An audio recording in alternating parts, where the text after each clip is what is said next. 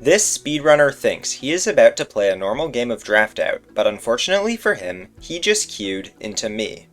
Draftout is Minecraft's newest competitive game mode, where two players go head-to-head completing a bingo board of 25 goals, where the first to 13 wins the game. Similar to mcsr Ranked, players are given the same seed, but are in completely different worlds. Even though I can't directly interact with him, I'm still going to Ragebait Dylan, and it all starts before the game even begins. See, in draftout, the goals you get aren't random. Before each match, there is a drafting phase where both players take turns picking between which goals they want, and I always choose the harder goal. If I'm given the opportunity to pick between getting full wood tools or obtaining the dragon egg, you best believe I'm picking the dragon egg. There's a few reasons for why I'm using this strategy, one of which being that if I choose the hard goals every time, this will lead to longer matches and more opportunities for my opponents to make mistakes, though it also has the side effect of rage baiting them. So when I queued into Dylan, I knew I had to use my strategy. I hope you enjoy. Maybe I should just pick all the stuff that happens later, so I have more time to think about it. Oh hell no. Yeah, just like the two ones that I don't want to get on a village. I'll do 10 hostiles, why not? Don't do fill a decorated pot, I'll cry. Okay, thank you. Dude, this is a crazy board. This is crazy. This is insane. I'm not used to this. This is like. I chose hard goals, such as obtaining a pottery sherd, obtaining an experience bottle, brewing a health potion, and using a spyglass on a piglin brute, all of which are goals that are either luck-based or time-consuming. As the match timer counted down, there was one goal I was dreading. Obtain all stone tools. This is a very easy goal, and usually one of the first ones achieved in a game of draftout. But I hate it. I know that Dylan has better mechanics than me, so provided he doesn't mess up, I'm cooked.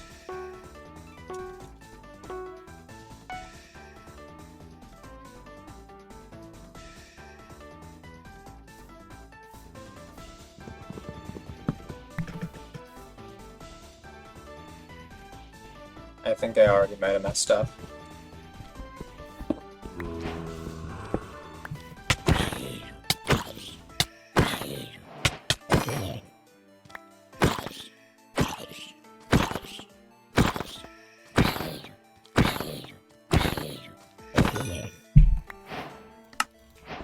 Monster Hunter.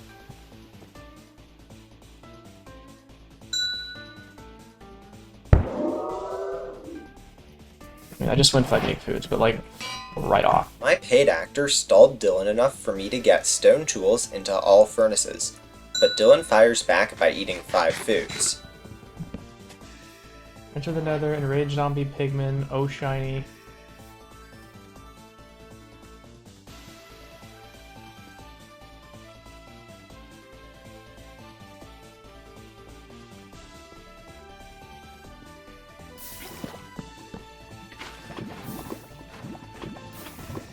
As I work on filling an armor stand, Dylan enters the nether, getting 3 goals.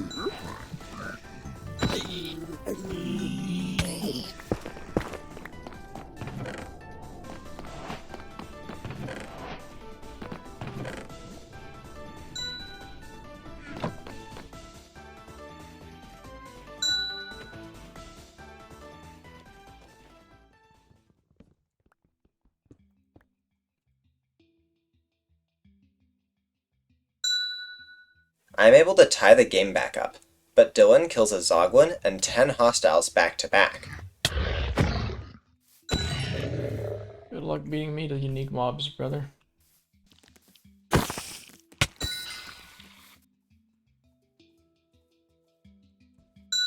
I'm able to leash an iron golem, but Dylan gets 2 more goals back to back. And then bullseye? I'm able to briefly enter the nether to get quartz, before hopping down a cave where I'm able to mine diamonds and get a comparator. Dylan dies. But it's bad for me, because it was to a TNT minecart. He mines a crafter, I become an enchanter, and I get a mossy stone brick wall, bringing the game to 9-10. I head towards the ocean to prepare for the endgame, since I am very likely going to need a spyglass. I'm able to get one, but as soon as I start using it to spy on mobs for the spy on 20 mobs goal, something terrible happens. Oh my god, I'm gonna cry. I think I just lose. Hit for glistering melon. Yes, there they are. Alright, GG. I just lose. I need to gap him to like everything else. Dylan is one goal away from winning. If I want to stop him, I would have to get a pottery sherd, health potion, experience bottle, and spy on a piglin brute, all before he could complete one of those tasks. What makes it worse is that these are all goals that I chose. If I lost this game, there would be no one else to blame but myself.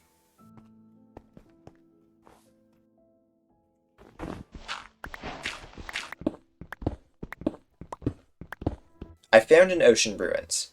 I have already checked several, with each of them having no pottery sherd, but this one finally clutched up.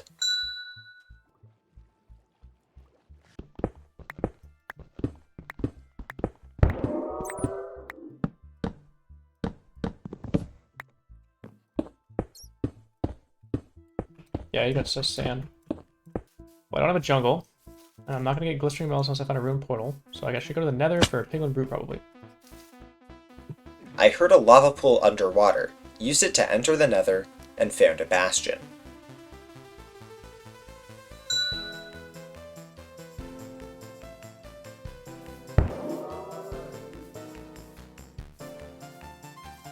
I need a melon or an XP bottle. Like, bro.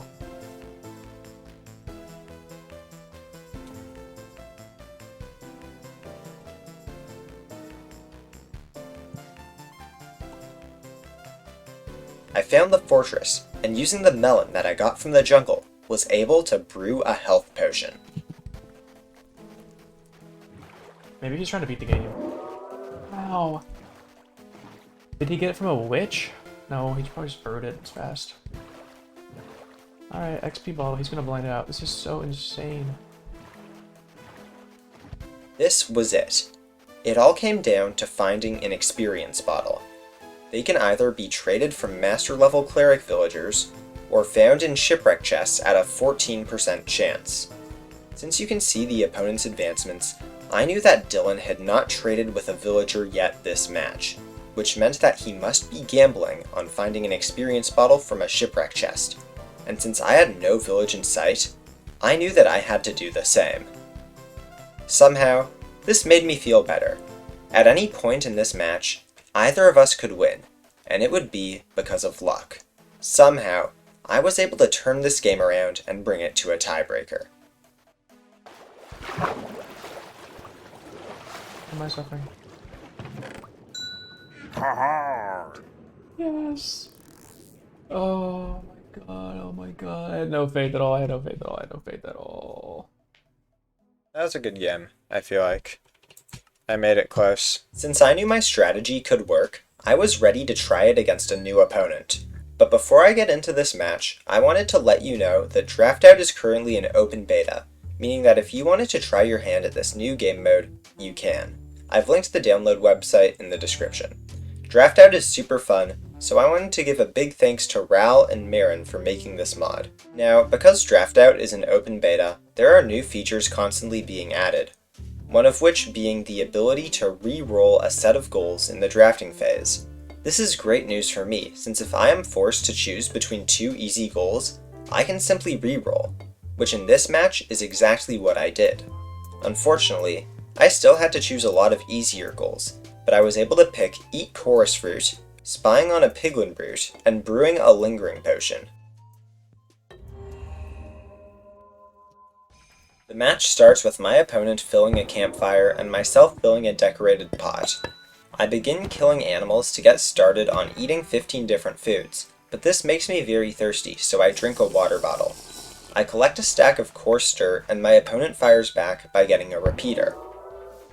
I grab 6 flowers, but my opponent is able to tie the game by getting advancements and lodestone. We proceed to trade goals.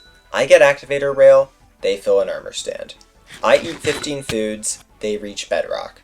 It's now 6 to 6, and the next easiest goals are found in the Nether. Most importantly, obtain Daylight Detector, a goal that can be achieved within seconds upon entering the Nether. My opponent got hot stuff while I was mining for diamonds and found a geode, but almost 2 minutes later they haven't entered yet. I realized they were probably waiting for me to get hot stuff before entering the Nether. This meant I had to be fast.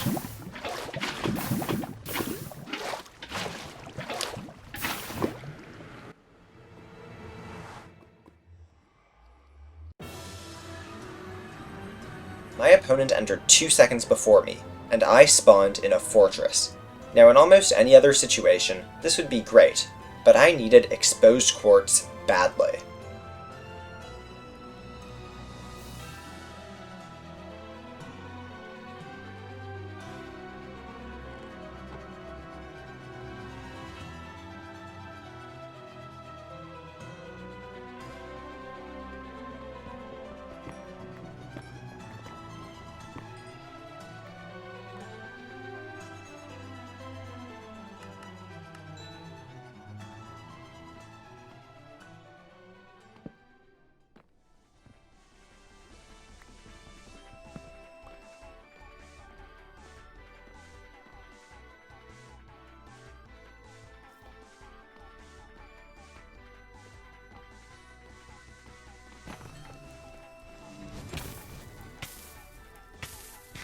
While fighting Blazes, I realized that I actually had enough diamonds to make full tools, putting me at a 2-goal lead. But when I thought I was safe, this happened.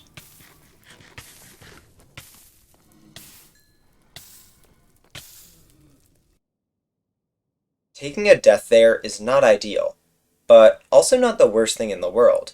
I can now focus my attention back to overworld goals, and as long as I don't let my spyglass materials despawn, I will be fine. I'm able to find a village, and realize that even though I ate 15 unique foods this seed, I was still hungry, and ate a rabbit stew with a cookie for dessert. I end up digging for 3 minutes trying to find lava, and in that time, my opponent is able to kill a Zoglin. To my surprise, I spawn on the bastion. My first thought is to find my items, but that would be easier said than done since they didn't show up on my E counter, and the entire time that I was in the fortress, I never opened F3. Finding where I died is going to be tricky. I was about to fully commit to finding my items, but I realized that there was an easy goal that I can get that my opponent missed. By trading with the piglins, I was able to get fire resistance, combined with a golden apple I end up finding in a buried bastion chest, gives me 3 effects. I'm now only 2 away from winning, and since the chorus fruit and lingering potion are still on the board, I could simply beat the game to win. But I saw an easier path. If I go to the fortress, I can brew an infesting potion for the silverfish goal, and get my spyglass for the piglin brute goal. With victory on the horizon, I head out in the direction I think the fort is. I'm playing on low render distance, since I don't want to accidentally load my items and cause them to despawn, but occasionally I will actually need to see where I'm going, so I raise my render distance to get a good look at the terrain before lowering it again.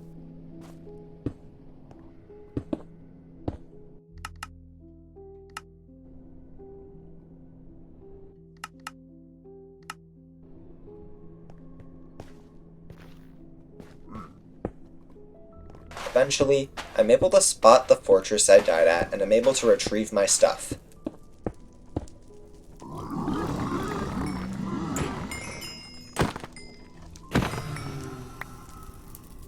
I start to brew my infesting potion.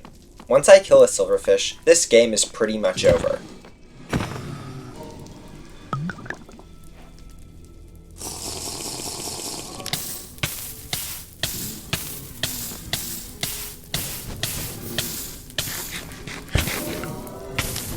Are you kidding me?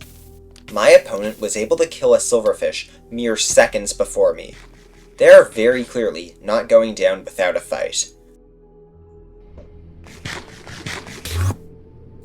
I rush back to the bastion and use my spyglass against a piglin brute, bringing the game to 12 to 10. My opponent ended up forfeiting shortly after this, but my win was basically guaranteed. I wasn't satisfied with this game. I wanted a win with my strategy where I would get all 13 goals, but little did I know that my next match would be my hardest yet. I just queued into Nicky Cup, a player who was very high on the leaderboard. If I wanted to win this match, I would have to lock in. It looked like I had to choose between two easy goals, so I re-rolled and was able to pick Die by falling into the void. I then picked a Spyglass goal and was able to pick 2 potion goals. And I didn't choose this one, but we also had Experience Bottle on the board. As I wait for the countdown, I know what I have to do. The first 30 seconds of this match will be a race to see who can break a tool faster. The meta strategy is to craft a wooden shovel or hoe and spam it against grass blocks till it breaks. This is one of my least favorite goals, and also the other reason why I am using my strategy in the first place, to try to avoid fast and easy goals like these. So even though my mechanics aren't great, I knew I had to at least try to get this goal.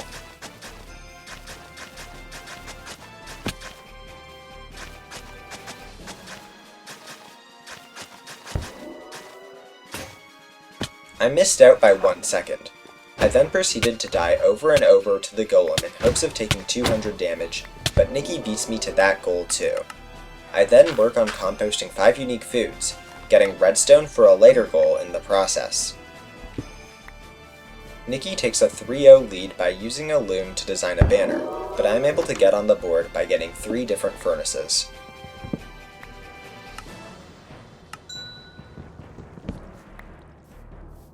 I'm able to get another goal on the board by writing a book, but to my absolute dismay, Nicky beats me to composting 5 unique foods.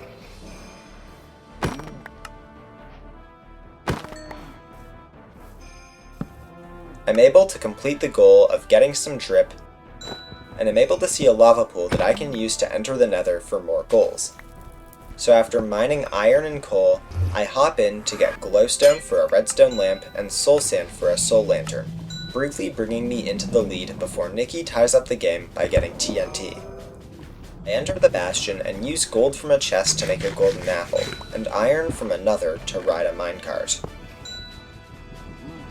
While I fully trade the bastion, Nicky gets full copper armor and shoots a firework rocket out of a crossbow, tying the game back up. We then trade goals since she was able to breed 4 unique mobs, while I was able to get even more dripped out. After this, I didn't really know what to do, so after getting all the items I would need for later goals, I decided to go up to the nether roof.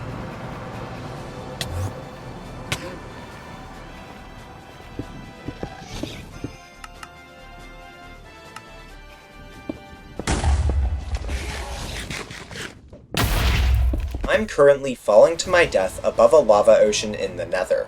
With no fire resistance nor enough health to survive a pearl throw, I was going to die and lose all the items I would need to win this match.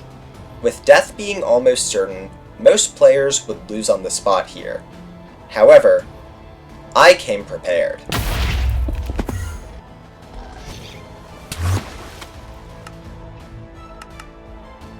Before I went back into the nether, I set up a remote control ender pearl stasis chamber. I planned on using it to teleport back to the overworld instantly after getting to the nether roof, but as I was falling to my death, I knew it was the only way I could save all my items.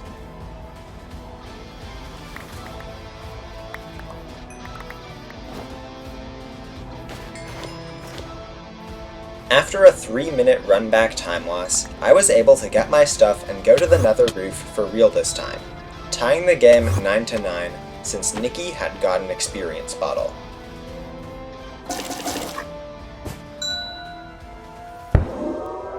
There's only 4 goals left, and all roads lead to the fortress. After finding it and getting a rod, I'm able to quickly start on brewing a weakness potion. The game is tied 11-11. If I brew an infesting potion and get 2 horse armor from the fortress chest, I can win the game without needing to jump in the void. I start by brewing an infesting potion, since finding horse armor in the fortress isn't fully guaranteed. My potion finishes brewing, and I'm about to go loot fortress chests when this happens. Nikki got the horse armor, bringing her to 12 goals. If I want to win this game, I will need to enter the end and jump into the void. But with only 14 obsidian and low pearls, I won't be able to double travel to the stronghold or use any of my pearls to get there any faster in the overworld. But luckily for me, there's still one more way I can double travel. After spawning in a silverfish, the game is officially 12 to 12. The race to jump in the void starts now.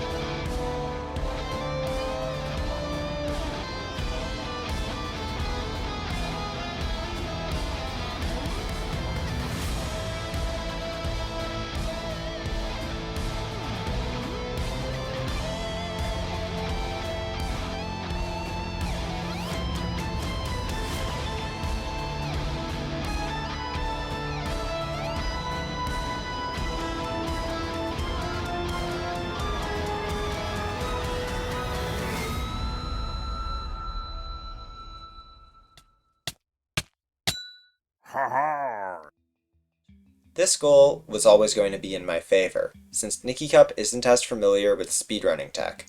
But looking back at it, the only reason I was able to win this game in the first place was because I was able to save my items using the stasis chamber. I was finally able to get an honest win against a worthy opponent using my strategy. I was satisfied. Huge shout out to Ral and Marin for making this mod. It's so fun to play. If you want to see more draft out content in the future, let me know in the comments below. Thank you for watching.